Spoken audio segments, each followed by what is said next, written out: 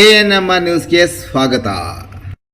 ಭಾವನಾ ಆಸ್ಪತ್ರೆ ನಗರಸಭೆ ಹಿಂಭಾಗ ಎನ್ಆರ್ ಬಡಾವಣೆ ಚಿಂತಾಮಣಿಯಲ್ಲಿ ಸಂಪೂರ್ಣ ಡೆಲಿವರಿ ಹಾಗೂ ನವಜಾತ ಶಿಶು ಆರೈಕೆ NICU ಸೌಲಭ್ಯ ಸಮೇತ ಒಂದೇ ಸ್ಥಳದಲ್ಲಿ ಸಂಪೂರ್ಣ ಚಿಕಿತ್ಸಾ ಸೌಲಭ್ಯ ನೀಡುವ ಏಕೈಕ ಆಸ್ಪತ್ರೆ ಭಾವನಾ ಆಸ್ಪತ್ರೆಯಾಗಿದ್ದು, ಆಧುನಿಕ ಮೂಲ ಸೌಕರ್ಯ ಮತ್ತು ನವೀನ ಸೌಲಭ್ಯಗಳು, ಎಲ್ಲ ರೀತಿಯ ಇನ್ಶೂರೆನ್ಸ್ ಸೌಲಭ್ಯಗಳು, ಕ್ಯಾಶ್ಲೆಸ್ ಇನ್ಶೂರೆನ್ಸ್ ಸಹಿತ ಸೌಲಭ್ಯಗಳು ಸಿಗಲಿದೆ. ಡಾಕ್ಟರ್ ಭಾವನಾ ಎಸ್ ಅವರು OBG ಮತ್ತು ಗೈನಕಾಲಜಿ ತಜ್ಞರಾಗಿದ್ದು, ಅವರು ಸಾಮಾನ್ಯ ಮತ್ತು ಸಿಸೇರಿಯನ್ ಡೆಲಿವರಿ ಸೇವೆ, ಬಂಜೆತನ ಚಿಕಿತ್ಸೆ, ಲ್ಯಾಪ್ರೋಸ್ಕೋಪಿಕ್ ಶಸ್ತ್ರಚಿಕಿತ್ಸೆಗಳು, ಗರ್ಭಾಶಯ ಶಸ್ತ್ರಚಿಕಿತ್ಸೆ, ಲ್ಯಾಪ್ರೋಸ್ಕೋಪಿ, ಸ್ಟೆರಿಲೈಸೇಷನ್ ಚಿಕಿತ್ಸೆ ನೀಡಲಿದ್ದಾರೆ. ಇನ್ನು ಡಾಕ್ಟರ್ ಅಭಿನಯ್ ಆರ್ ಅವರು ಮಕ್ಕಳ ತಜ್ಞರಾಗಿದ್ದು, ಅವರು ಮಕ್ಕಳ ಆರೋಗ್ಯ ಸೇವೆಗಳು, ಲಸಿಕೆಗಳು, ಮಕ್ಕಳ IPD, NICU ಮತ್ತು ICU ಸೇವೆ ನೀಡಲಿದ್ದಾರೆ. ಇನ್ನು ಇತರೆ ವೈದ್ಯರಿಂದ ಸದರಿ ಆಸ್ಪತ್ರೆಯಲ್ಲಿ pediatric neurology, pediatric surgery, general medicine ಮತ್ತು general surgery, ENT nephrology, urology, onco surgery ಚಿಕಿತ್ಸೆ ಸಿಗಲಿದೆ. ಇನ್ನು ಹೆಚ್ಚಿನ ವಿವರಗಳಿಗೆ ಸಂಪರ್ಕಿಸಿ ಭಾವನಾ ಆಸ್ಪತ್ರೆ, ನಗರಸಭೆ ಹಿಂಭಾಗ, NR ಬಡಾವಣೆ, ಚಿಂತಾಮಣಿ. ಮೊಬೈಲ್ ಸಂಖ್ಯೆ 7899001345.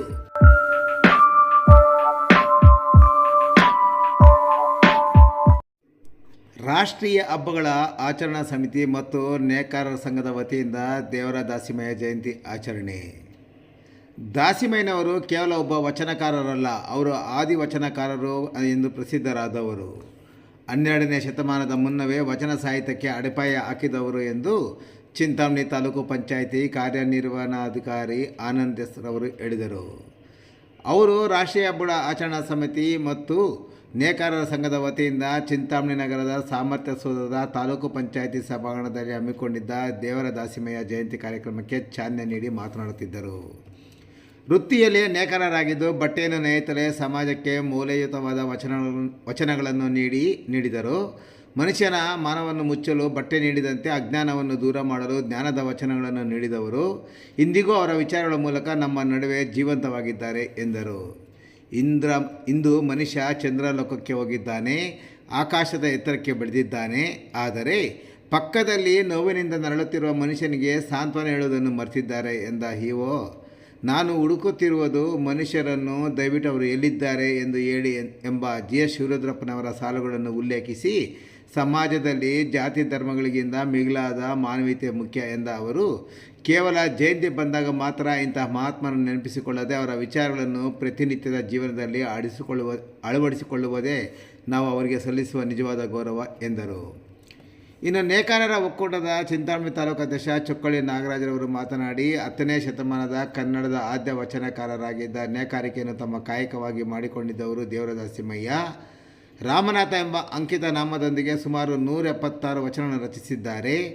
ಅವರ ವಚನಗಳು ಸರಳ, ವೈಚಾರಿಕ ಮತ್ತು ಸಾಮಾಜಿಕ ಸುಧಾರಣೆಯ ಸಂದೇಶಗಳನ್ನು ಒಳಗೊಂಡಿದೆ ಎಂದರು. ಕಳೆದ ವರ್ಷ ಕಾರ್ಯಕ್ರಮದಲ್ಲಿ ಸಮುದಾಯದ ಹಿರಿಯರನ್ನು ಸನ್ಮಾನಿಸಲಾಗಿತ್ತು.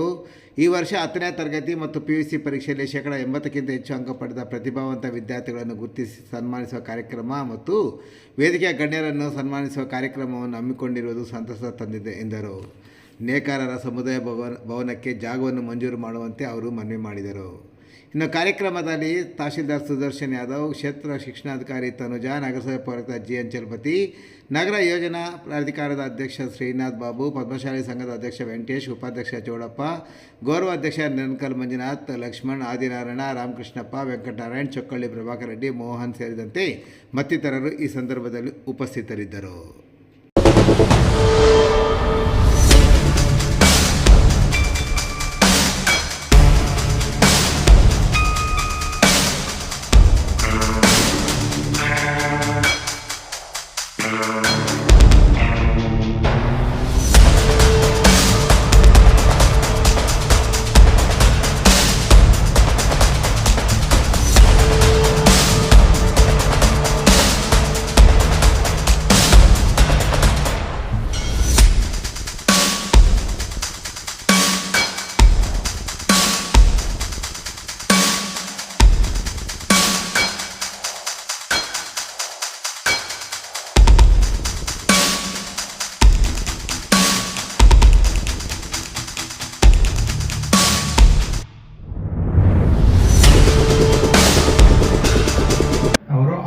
ಶತಮಾನದ ಕನ್ನಡ ಆದ್ಯ ವಚನಕಾರರಲ್ಲಿ ಪ್ರಮುಖರು. ಇವರು ನೇಕಾರ ವೃತ್ತಿಯನ್ನೇ ತಮ್ಮ ಕಾಯಕವಾಗಿ ಮಾಡಿಕೊಂಡವರು. ರಾಮನಾಥ ಎಂಬ ಅಂಕಿತ ನಾಮ ದಿಂದ ಸದರಿ ಸುಮಾರು 176 ವಚನಗಳನ್ನು ರಚಿಸುತ್ತಾರೆ. ಅವರ ವಚನಗಳು ಸರಳ, ವೈಚಾರಿಕ, ಸಾಮಾಜಿಕ ಸುಧಾರಣೆಯ ಸಂದೇಶಗಳನ್ನು ಒಳಗೊಂಡಿರುತ್ತದೆ. ದಾಸಿಮಯ್ಯನವರು ತಮ್ಮ ಸರಳ ಸಾಹಿತ್ಯದ ಮೂಲಕ ಜ್ಞಾನ ಮತ್ತು ಭಕ್ತಿಯ ಸಮನ್ವಯವನ್ನು ಬೋಧಿಸಿದ ಶರಣರು ಎಂದರೆ ತಪ್ಪಾಗಲಾರದು.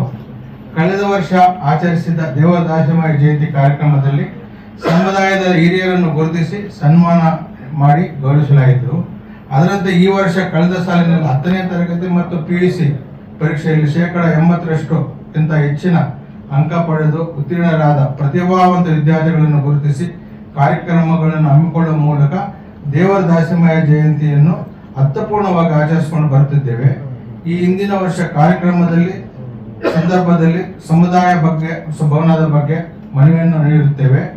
ಈ ಸಂದರ್ಭದಲ್ಲಿ ಮತ್ತೊಮ್ಮೆ ನೇಕಾರ ಸಮುದಾಯ ಭವನವನ್ನು ಮಂಜೂರು ಮಾಡಬೇಕೆಂದು ಈ ಮೂಲಕ ತಮ್ಮ ಎಲ್ಲ ಪರವಾಗಿ ಮನವಿ ಮಾಡಿಕೊಂಡಿರುತ್ತೇನೆ ಎಂದು ಮಾತನಾಡಲು ಅವಕಾಶ ಕೊಟ್ಟ ಎಲ್ಲರಿಗೂ ನನ್ನ ವಂದನೆಗಳು ತಿಳಿಸುತ್ತಾ ಜೈ ಹಿಂದ್, ಜೈ ಕರ್ನಾಟಕ, ಜೈ ದೇವರದಾಸ. ಒಂದು ಪ್ರಸಿದ್ಧವಾದ ವಚನ.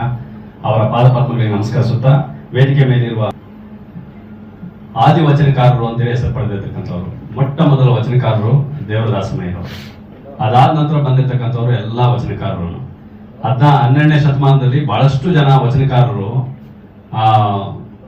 ಬಂದು ಹೋಗಿದ್ದಾರೆ. ಆದರೆ ಮನುಷ್ಯರಾದ ನಾವು ಒಂದು ಹುಟ್ಟಿ ಸತ್ತವರು, ಬದುಕಿ ಸತ್ತವರು, ಸತ್ತು ಬದುಕಿದವರ ಸಾಲಿನಲ್ಲಿ ಇಂಥ ಮಹಾನ್ ಭಾವರು ನಿಲ್ತಾರೆ. ಅವರು ಬಟ್ಟೆಯನ್ನು ನೇಕಾರ ಮಾಡ್ತಾ ತನ್ನ ಮಾನವನ್ನ ಮುಚ್ಕೊಳ್ತಕ್ಕಂಥ ಮನುಷ್ಯ ಜಾತಿಗೆ ಒಂದು ಕೊಡುಗೆಯನ್ನು ಕೊಟ್ಟಿರ್ತಕ್ಕಂಥ ಮಹಾನ್ ವಚನಕಾರರು ಅಂತಂದ್ರೆ ದೇವರದಾಸಮಯ್ಯ. ಅವರು ಸಾಕಷ್ಟು ವಚನಕಾರರು 12ನೇ ಶತಮಾನದಲ್ಲಿ ಹೋಗಿದ್ದಾರೆ. ಆದ್ರೂ ನಾವು ಇವತ್ತಿಗೂ ನಾವು ವಚನಕಾರರನ್ನ ನೆನೆಸ್ಕೊಳ್ಳೋದಕ್ಕೆ, ಆದ್ರೆ ಯಾವಾಗಲೂ ಜಯಂತಿ ಬಂದಾಗ ಒಂದ್ಸರಿ ಹಂಗೆ ಕಾಣಿಸ್ಕೊಂಡು ಅವ್ರ ಜಯಂತಿ ಆಯ್ತಪ್ಪ ಅಂತೇಳಿ ಮುಗಿಸ್ಕೊಂಡು ಹೋಗತಕ್ಕಂಥವ್ರೆ ಅಷ್ಟೇ. ಆದ್ರೆ ಪ್ರತಿನಿತ್ಯ ನೆನೆಸ್ಕೊಳ್ತಕ್ಕಂಥವ್ರು, ಪ್ರಾತಸ್ಮರಣೀಯ ಇರ್ತಾನೆ ಅವರೆಲ್ಲ. ಅವರನ್ನ ನೆನೆಸ್ಕೊಂಡು ನಮ್ಮ ನಡೆ ನುಡಿಯನ್ನ ನಾವು ಬದಲಾವಣೆ ಮಾಡಿಕೊಂಡ್ರೆ ಅದೇ ಬದುಕಿನ ಒಂದು ಅರ್ಥ. ಬದುಕು ಎರಡು ಆಶ್ಚರ್ಯ ಚಿಹ್ನೆಗಳ ನಡುವೆ ಒಂದು ಪ್ರಶ್ನಾರ್ಹಕ ಚಿಹ್ನೆ, ಅದನ್ನು ಸುತ್ತಿರುವುದೊಂದು 0 ಅದಿವ ಪರಿಭ್ರಮಣ ಅಂತ ಕುವೆಂಪು ಅವರು ಹೇಳ್ತಾರೆ. ಸುಮಾರು ಜನ ವಚನಕಾರರಾಗ್ಲಿ, ಶರಣರಾಗ್ಲಿ, ಸುಮಾರು ಜನ ಹೇಳಿರ್ತಕ್ಕಂಥದ್ದು ಬದುಕನ್ನ ಬದಲಿಸ್ಕೋ, ಅಂದ್ರೆ ನಿನ್ನ ನಡೆ ನುಡಿಯನ್ನ ನೀನ್ ಏನ್ ಹೇಳ್ತೀಯೋ ಅದನ್ನ ಮಾಡತಕ್ಕಂಥದ್ದನ್ನೇ ಹೇಳು. ನಾವು ಹೇಳೋದೊಂದು, ಮಾಡೋದೊಂದು. ಹೇಳೋದು ಒಂದು ಪಾಲು ಆದ್ರೆ ಮಾಡೋದು 3/4 ಪಾಲು ನಾವು. ಅದನ್ನ ನಾವು ವಿರುದ್ಧವಾಗಿ ನಡ್ಕೊಳ್ತಾ ಇದೀವಿ. ಆದ್ರೆ ಸಮಾಜದಲ್ಲಿ ಒಳ್ಳೆ ನಡೆಯನ್ನ, ಒಳ್ಳೆ ನುಡಿಯನ್ನ ಅರ್ಥಕೊಂಡ್ರೆ ಅದು ಎಷ್ಟೋ ಮೇಲು. ನಾವೆಲ್ಲ ಇಲ್ಲಿದ್ದೀವಿ, ಚಂದ್ರಲೋಕಕ್ಕೆ ಬಂದಿರೋರು, ಆಕಾಶದಲ್ಲಿರ್ತಕ್ಕಂಥ ಎಲ್ಲ ಕಾಯಗಳನ್ನು ಗುರುತಿಸಿರ್ತಕ್ಕಂಥವ್ರು, ಆಕಾಶವನ್ನೇ ಅರ್ದು ಕುಡಿದಿರ್ತಕ್ಕಂಥವ್ರು.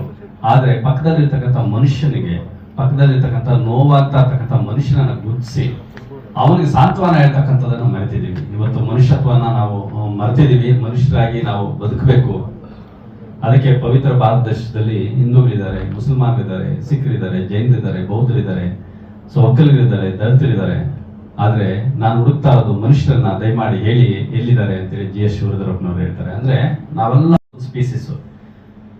ಈ ಟೆಕ್ನಾಲಜಿಯನ್ನ ನಾವು ಹಿಂದೆ ನೋಡಿರಲ್ಲ, ಮುಂದೆ ಯಾವ ಟೆಕ್ನಾಲಜಿಯಲ್ಲಿ ಬದುಕುವ ಗೊತ್ತಿಲ್ಲ. ಆದ್ರೆ ಮನುಷ್ಯತ್ವ ಆಗಿದ್ದೀವಿ. ಮನುಷ್ಯತ್ವನ್ನ ಒಂದು ಉಳಿಸ್ಕೊಂಡು ನಾವು ಬದುಕಿದ್ರೆ ಸಾಕು ಅಂತ ಈ ಸಂದರ್ಭದಲ್ಲಿ ಹೇಳ್ತಾ, ಅಂತ ಮಹಾನ್ ಭಾವರನ್ನ ಪ್ರತಿನಿತ್ಯ ನೆನೆಸ್ಕೋಬೇಕು. ಅವ್ರು ನಡೆದಿರ್ತಕ್ಕಂಥ ದಾರಿಯಲ್ಲಿ ನಾವು ನಡಿಬೇಕು ಅಂತ ಹೇಳ್ತಾ ಈ ಒಂದೆರಡು ಮಾತುಗಳನ್ನ ಹೇಳಿರ್ತಕ್ಕಂಥ